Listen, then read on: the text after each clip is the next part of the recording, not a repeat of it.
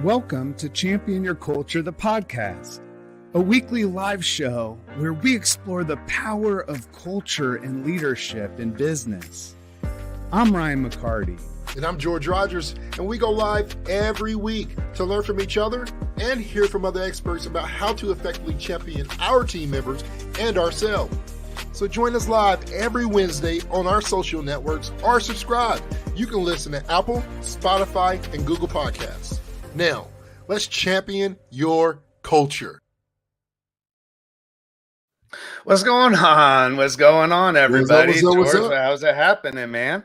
Oh, man, it's a beautiful day. It's a beautiful day in the neighborhood. And won't you be mine? Won't you be my friend, man? Be Hey, my brother. I'll be yours, brother. I will totally be yours. Everybody that's out there, thank you for jumping on. Man, it's just a joy every week to be able to come to you on Champion Your Culture podcast, brought to you by the amazing Culture of Good, where we provide training, tools for your leadership and culture development. So if you're looking at wanting to accomplish big things in 2023, reach out to us at cultureofgood.com because we got some really cool stuff coming up, don't we, George?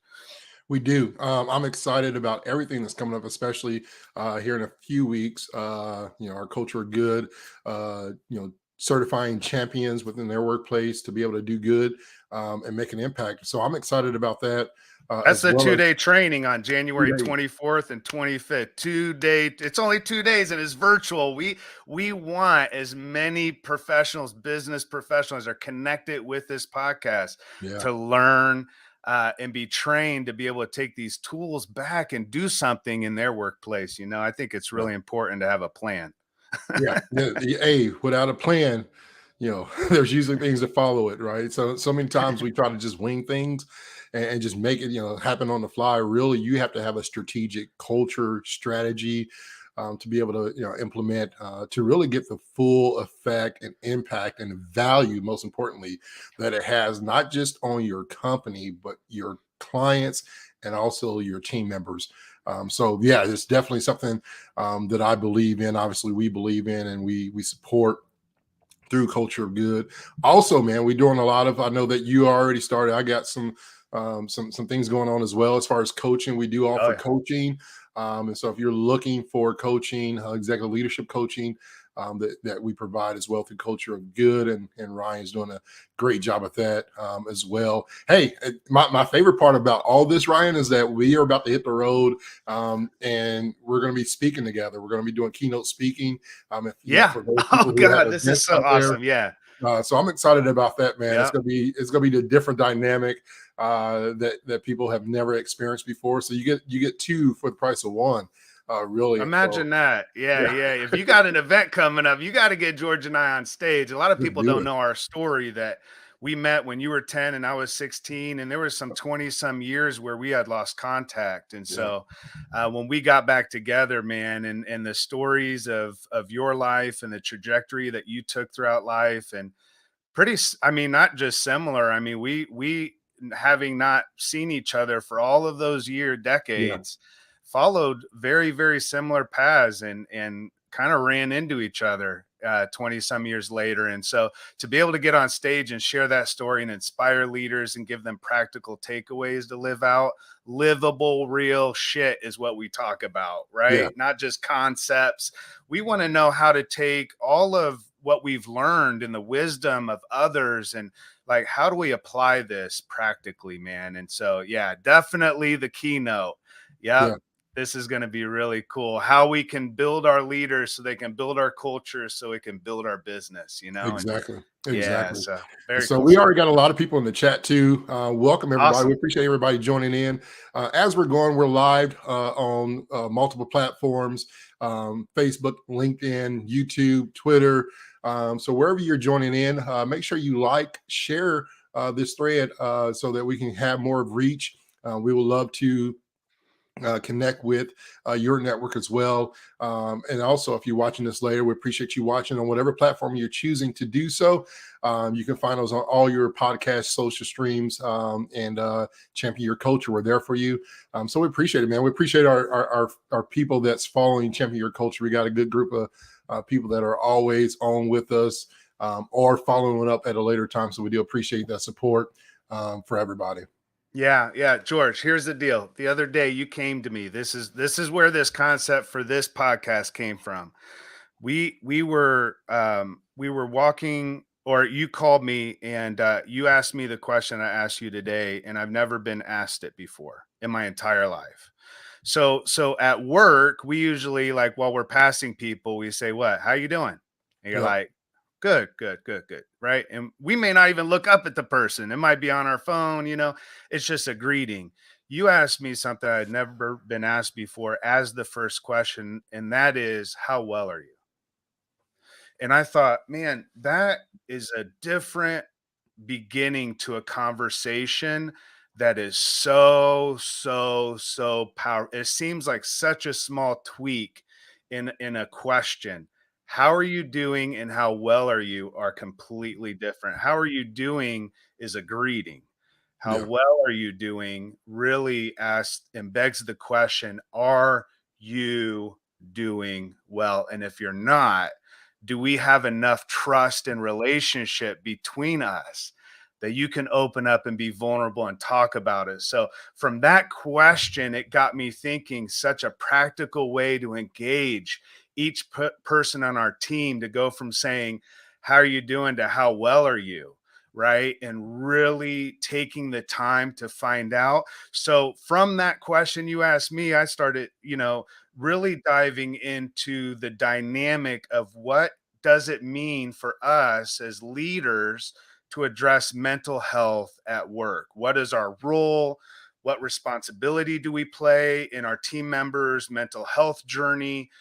What relationship do we have in terms of our role as far as them, what they bring to work every single day, and how we can provide that kind of support that they need throughout their mental health journey? More and more companies are beginning to address this, and it became very much a forefront of conversation during the pandemic and not post pandemic, but as we've been going through this as a collective. I don't know that we fully addressed the realities of what we've all been through, not only as a collective, but individually. And then as we're coming back to the workplace, we're bringing all of this back. And so mental health at work has got to be more and more a part of a conversation where we're becoming more intentional about what we do about this. Yeah. I tell leaders all the time, George, if you are in business, regardless of what business you're in, you are in the well-being business. Because if you're a leader, part of leading is caring for those that are following, that are on your team, right? Because if you don't, that's what leads to disengagement. That's what leads to stress-related realities at work. And there's some statistics out there that just blew me away. In the realities of what people are going through in their mental health. Like talk a little bit about your own journey as far as how you see mental health personally showing up at work for you. I think Ryan, and I'll share some data. I want everybody to know I'll share some data today that'll come straight from Lighthouse Research and Advisory, and this is recent data that just came out, and one of our recent findings late of last year. When it comes to this conversation, Ryan, um, one of the shifts is employees are twice as less likely than employers to say that there has been no positive change to support mental health, right? There's and well-being. Unfortunately, one of those facts is that 4 in 10 workers say that they're not comfortable in having this discussion at work. People don't want to talk about it, Mm, and I find that unfortunate. I find that scary, yeah. um, and it worries me that it's something that we don't feel comfortable talking with and about. And in fact, Ryan, those numbers of people who are uncomfortable having these conversations, talking about well-being at work, has increased since 2021. It's gone up, um, Mm, and it reminds me of this. We both been impacted by traumatic events due to mental health. yeah. I experienced this from a business standpoint, our company that I was a part of here in Nashville just last year, and one of the things that that it always exposes, because people think mental health looks like depression, but depression looks like this. It looks like a smile. It Yeah, looks like yeah. success. It looks like there's peace. Mental health is not a normal disease in comparison to other diseases that we see that may physically take a toll on your body. Can it? Yes. Oh, But a yeah, lot of yeah. people who deal with that, man, it looks like life is normal. And the Because they've learned reality is coping it's not. mechanisms to guard themselves to, Yeah. because I mean, nobody wants to walk around looking defeated and broke down all the time. And so Yeah. when we come to work, we got to put on our work face, Yeah. right? We've got to position ourselves. So yeah, that's man, Yeah, that's a big and thing. a lot of people. I mean, we look at Hollywood. We look these multimillionaires that you would think and dream that has it all. They got the cars, they got the family, they got the financial stability and wealth. Uh, but if you don't have mental wealth, Yeah. right? We talk about mental health, but mental wealth, that Yeah, mental value. wealth. Yeah. If you don't have that, man, it really impacts you. So mental health and mental wealth, there has to be that balance, and we have to be able to expose and be real with each other, because we look like the people who struggle with mental health look like a healthy tree that everybody's grabbing fruit off of, but nobody sees the damage of the roots underneath the soil of the ground, because they look strong, but Yeah. underneath the roots are dying. Yeah. um, Yeah, and a lot of times once you find out, hopefully it's not too late, right? yeah, And too late could mean all kinds of things. It could mean one of your team members becoming disengaged or actively disengaged, where they're looking for another place to work, where there is mental health resources. Here's the reality. All things being equal, if I can work at two different factories and one provides mental health resources, guess where I'm going to work? And yeah, so companies that aren't addressing this, not only are they not really showing up for their employees, they're actually impacting their bottom line in a negative way, because there is an expense to caring for the mental health of your employees. But really, at the beginning, it starts with actually caring.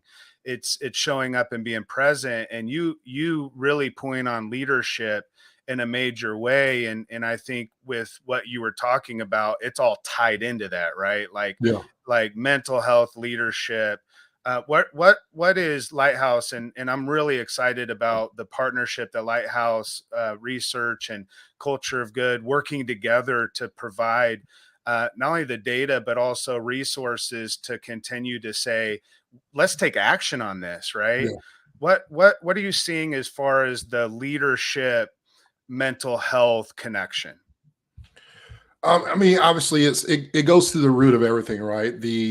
When it goes back to the whole piece of well-being. Hmm. That piece of well-being is connected to, do I feel like I belong in the workplace, right? Having a sense of belonging is directly tied to leadership. The psychological definition of belonging is, I feel accepted, appreciated, connected to my leader, right? If an employee does not feel like they are accepted, and there's a distance there, or respected, my apologies. So I feel accepted, respected, and appreciated at work. Those Yeah, belonging scores, high belonging scores, right? Um, they feel a lot higher. That number's obviously a lot higher because there's a direct connection there. For those with the low belonging scores, a lot of companies, for instance, companies that don't provide health and well-being resources, 51% of those who did not feel accepted, right, and respected and appreciated, 51% of it, their company didn't even provide anything. It's part of that no discussions. They don't have a solution. It's not even a conversation, right? In the workplace, now more than ever, these things has to be at the forefront of these conversations when we're talking about providing a sense of belonging, when we're talking about championing your culture, creating a culture of good. All these things are connected, right? So part of having a good culture is making sure that your team feels like they belong. They have a sense of belonging. They have a why, a purpose within Yeah. that workplace. And when they have that purpose and they're accepted, they're respected, and they're appreciated in that workplace, those things go a long way, right? I want to be a part of this company. The company's culture does not prioritize my well-being. You know how many Yeah. people that don't have respect or acceptance or appreciation? People that don't have those three things in common with their leaders, 61% of them says culture does not prioritize my well-being. Mm. So That's they a lot of actually people, had, man. well, Six out of which 10 people, right? that's huge. That's, yeah, that's really, really big, yo. That's like if you had a football team, what is that, 11 players? So imagine you're the quarterback. You got your 10 play. Am I right on that? There's Yep. 11 players. Okay. Yep. So you're the quarterback. You got 10 players, and six of those MFers are running the other way, right? Because they're No not sense of direction. they have no sense of direction. They don't know whether they're supposed to be on the field or not, what play they're supposed to be playing. They don't have. That's the other thing that I think is really interesting, because when we talk about training and coaching, George, we're not just talking about um, just like some skill development. Like, the training and coaching is really a key piece also to addressing work related stress, because sometimes the stress at work is compounded on top of Yeah. all the other stressors you brought up earlier. Childhood trauma. If you want to read a book and you've been through trauma throughout your life, or especially if you've had childhood trauma and you want to identify how to begin to raise awareness to your emotional state, and to learn and to grow about your own body, a book called The Body Keeps the Score is really a great book to read around that. But as I'm studying childhood trauma and the ACE study, ACE, um, I don't know. Have you ever done that, George? The ACE study?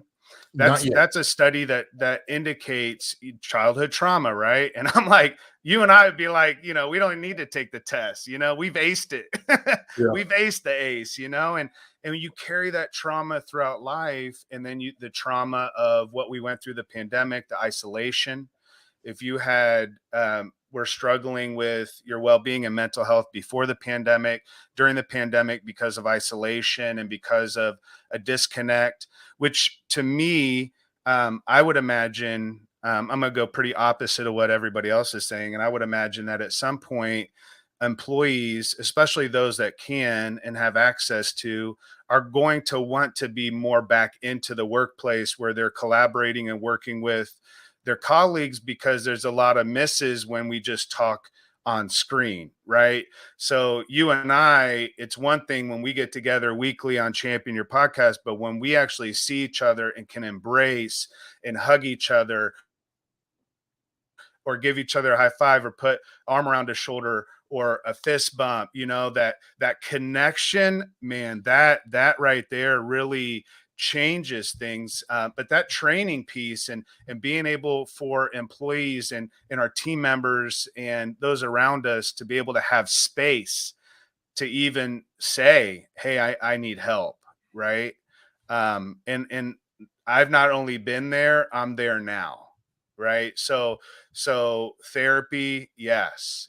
For some of us, we need access to resources, and to your point, if the culture doesn't support well-being, then what we have is we have a culture that actually does the opposite. It actually impacts the mental health and well-being in a negative way, because of, if we're not intentional about these things, then we have blind spots, and we may see someone, to your point, that's smiling and seems like they're rocking the shit out of everything that they're given. And so, what we do to people that rock what they've been given, we give them more stuff to do, Yeah. right? Yeah. And then that load continues to add on, Yeah. and we cannot manage our life. We have to lead it. And so we have to first begin to lead ourselves in our own mental health journey as leaders. And if we don't prioritize our own mental health, George, it's no wonder why we never prioritize the mental health of each one of our team. Yeah, and Tamisha in our comments made a very true statement. Her and Kenneth were discussing one thing she says, and it's right on.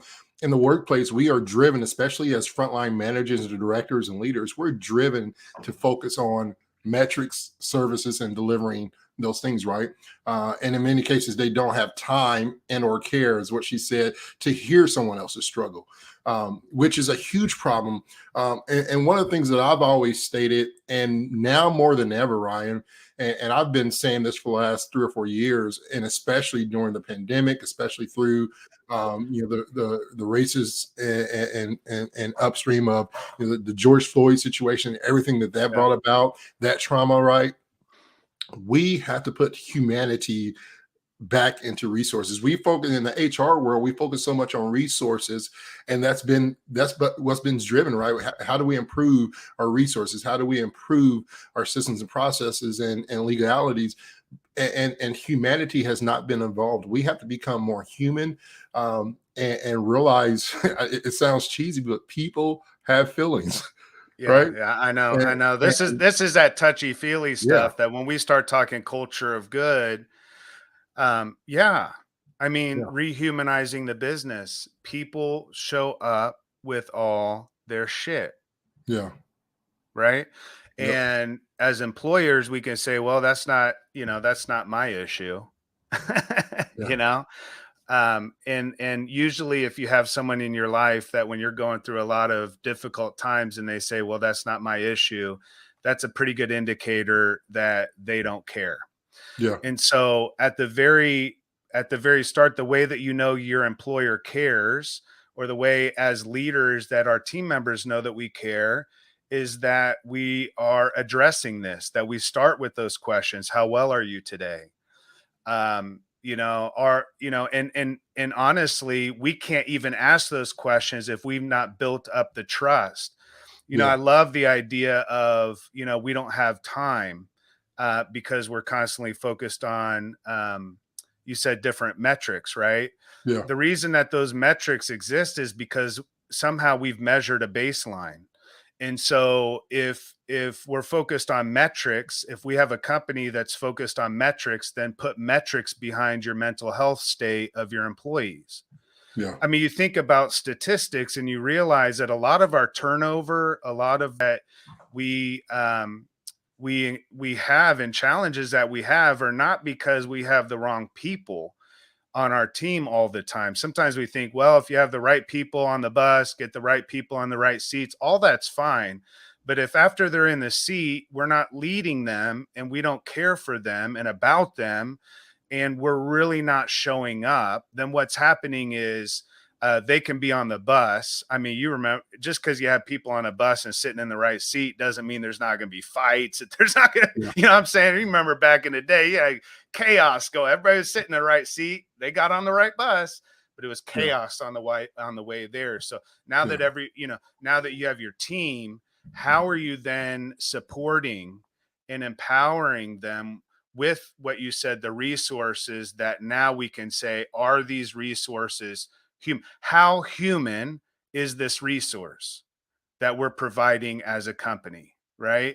Does our insurance allot for the team members to reach out and find counsel and to find a counselor or a therapist? Are we providing that? And depending upon the size of our company. But at the very beginning, to your point, we have to start by having leadership within the team, that team feels supported enough where they can come and be vulnerable and say, this is what I'm dealing with. When I talk to employees and I share with them about the realities of mental health in my family, my own mental health, that I'm on medicine for ADHD, I'm on medicine for anxiety. I take an anxiety pill in the evening, so when I wake up in the morning, I don't have existential dread. And I take ADHD medicine in the morning, and that increases my serotonin levels and allows me to be focused. I have a lot of mental health, as you stated earlier, mental health realities and challenges throughout my family, and suicide and all kinds of things that I've been through. I did not deal with any of that until probably about 4 or 5 years ago. actually getting a therapist, talking to my doctor about it, addressing those realities, because I felt like, you know what, I can just handle it. I can handle it. And sometimes you can until you can't. And I want to encourage everyone out there to start by looking in the mirror and saying, how well are you? Right. Or Yeah. reaching out and reaching out to a friend. If I was going through a lot of shit, George, I know. And it's not just going through it in the moment, but the times that we can be vulnerable and share what we're going through, that becomes a healing place for me, and it opens up the ability for me to look for those resources.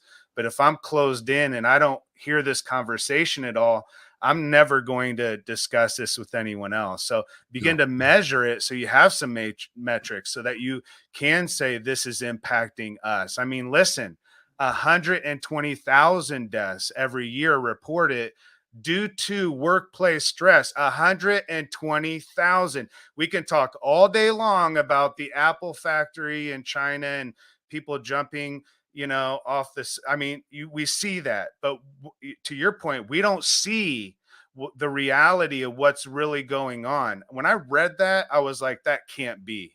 I would share it with people, and they're like, nah, I got to Google that. Could you imagine if 120,000, if we could see that, if we could see 120,000 people across the United States annually, uh, due to work related stress, those are deaths caused. But I mean, listen, yes, the pandemic, grueling. There is another pandemic going on, and it has to do with the stress and mental health of our employees and our team members. This is a big convo. So, there's a few things that I want to point out really quick, that are really important to focus on as leaders, George. And those are there's six things: the demands of work, uh, being able to control the way they do their work. So the demands of work cause that stress. Being able to control how they do their work, not receiving enough information or support, having trouble with relationships at work or being bullied, not fully understanding their role and responsibilities, and not being engaged as the organization is going through ongoing change. That all of those, to your point, lead right back to leadership. Every single one of those: the demands, control of work, support, relationships, role, and change. Those six factors, as we're designing how we operate our business and run our HR, run all of our strategies to rehumanize it, we have to say, we have to ask those six questions. Are we putting more demands on people than they can handle and cope with? Are we not allowing them to have the ability to control how they do their work? So all of those things play into the realities that we have today. Does everything come down to work related stress? No. Just the reality is, at some point, if I keep bending this pen, right, you know what's going to happen. At some point, the stress on this pen becomes so much and it breaks. And what happens now is I have ink all over my office. I did not expect that to happen, and now I have a mess. But that stress hits that, you hit that point, right? Yeah. Thank God I'm wearing black today, brother. Yeah. And that's, hey, the reality is that that stress breaks you at the unexpected time. Yeah. Right? There's parts of you that has already snapped, given up, exploded, but when it really breaks, it's not something that you plan. You just wake up and that's the moment. All right. Yeah. And you don't know what it is. You would think that, hey, I'm doing better, but just a small fraction. I always described it as this, especially when it came to frustrations and problems. When somebody snaps and blows up, it's very rarely that it's one thing, right? Sometimes it can be one major thing, but Yeah. often it's that one thing on top of another thing. I always talk about it as a trash can, right? You roll up a piece of paper for every problem you have that you never dealt with. Eventually, that trash can is going to overflow. And that's kind of our life. A bunch of things, small things that we never really dealt with: childhood trauma, teenage trauma, midlife, issues, day-to-day issues, financial issues, lack of communication, and all these things happen. And then all of a sudden, there's a snap. It wasn't just one thing. There was a bunch of little things that never got dealt with in the dark that we have to deal with. And as leaders in the workplace, we have to be more, more minded towards these things, Yeah. to be able to help our people. At the end of the day, a weak George is not going to be a successful George in the business. A more healthy George, a more healthy Ryan, a more healthy Kenneth, whoever you are, you can say your name. A more healthy, your Mm, name is a better mm, person, employee, family member. And as a leader, it's our duty and our responsibility to take care of our people, not just our profits. mm. Yeah. A healthier you leads to a healthier us. Yes. We need you to, from this podcast, if you get anything out of this, sure, there's going to be challenges, but start addressing it with your team, start talking about it, Google it. There's so many resources that are out there. I just recently wrote a blog, it is a real issue that Yeah. needs to be looked at. And it's a reality that we need to find support in ourselves. And so, if you get anything else out of this podcast, start with you. How well are you today? Our friends that are out there listening, how well are you today? Our Yeah. friends that have been through training and coaching with us and have sat in on our keynotes, we want to ask you, how well are you today? We want you to ask yourself that. And we want you to be honest with yourself. Yeah. Don't just answer so quick and say, oh, I'm doing fine. Like, that's a trigger. Stop, pause, really look yourself in the eyes and say, are you doing well today? Yeah. And once you know that answer, then reach out to those that you can trust, a confidant, a friend, someone who is in the well-being mental health space, a coach, uh, one of us, George and I, one of our team. We have resources that we can provide to you and allow you to begin to take those steps forward. But we would hope that you find yourself in a workplace supported by a team lead that is supporting your mental health journey and your well-being journey, and that you're finding a place of belonging. Yeah. When you find that place of belonging, it doesn't, you don't need anything fixed. You're not broken. It's not going to all of a sudden, oh, I feel like I belong, I have no mental health issues. No, it's that you finally found an environment that you can show up fully as yourself, the good, bad, and the ugly, and still belong, be loved, cared for, cared about, provided resources and space to be able to do something, take action, take control back, and Yeah. say, you know what? I can do this. I Yeah. can do this. And you can. Yeah. You can. You can. This is a good subject, man. This is a good conversation, and it's something that I think needs to happen a lot more. I heard this. I've said it many times too. It's okay not to be okay, um, but what I don't want you to do is to not be okay and not do anything about it. Like, Yeah. like it's okay Yeah. to not be okay, but I also want to encourage you to surround yourself with someone. Feel vulnerable, even when it feels like you can't be, because you're the leader, you're the captain of the ship at that place. I encourage you to reach out and to get that mental support. Um, and all you need is just one person that you can confide in. And I know it's easier said than done. It's easier to say it. Trust me, I've been in that boat. But together we're better. So Yeah. we appreciate everybody. Thank everybody for joining in with us today on Champion Your Culture podcast with myself, George Rogers, and my lovely brother, Ryan McCarty, sponsored Yes. by Culture of Good. We appreciate everybody out there. Once again, if you want to check out some of the research, the data that I share, you can go to lhra.io, lhra.io, Lighthouse Research and Advisory. You can get some more of those statistics. I'll drop a link in the chat as well. Until next time, I appreciate everybody. Ryan? Yes. We love Been you. Reach out been to us on blessed. culturegood.com. We love you. We'll see you back next week on Champion Champion Your your culture. Culture.